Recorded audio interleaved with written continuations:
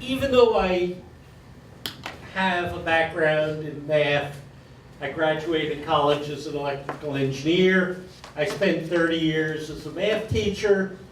When I came on the board, one of the toughest things for me to do was to learn and understand the financial report.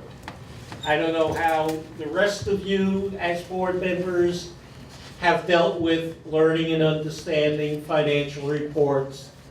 But we have someone who knows financial reports pretty well and is pretty good at explaining it. Steve Beer, who is our pro bono accountant, auditor, everything else, and a regular featured speaker at CCC, is going to help us better understand our financial reports. Thank you, Ed. Thank you, everybody. So I love notes.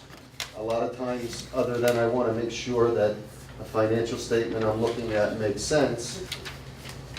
I love people.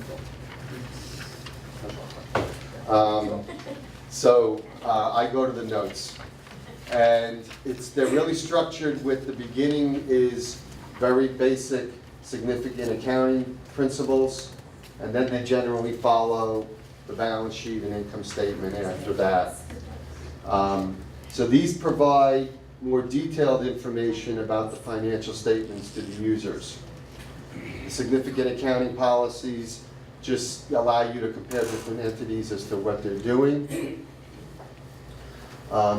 Concentrations are one area that are an important item because of the fact that you might have your investments in one way that is an issue for FDIC insurance. So there's ways around that. It's good to always know that. I sort of skimmed over the related parties. A lot of times your entities have a transfer agent that's affiliated. There may be another reason that there's another entity.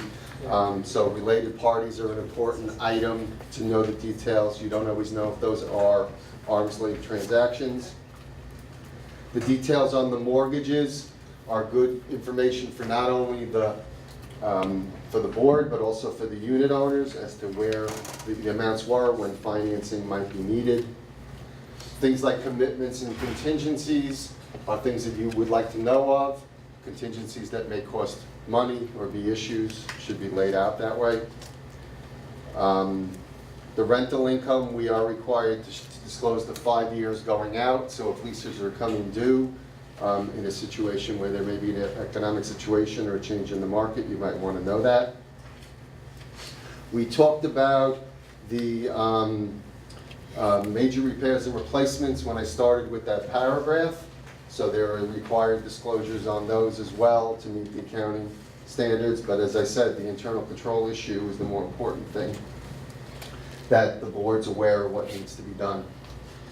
The subsequent events are something that happened after the end of the year. We sometimes get some pushback. Why are you asking about this year as opposed to last year? But it's important.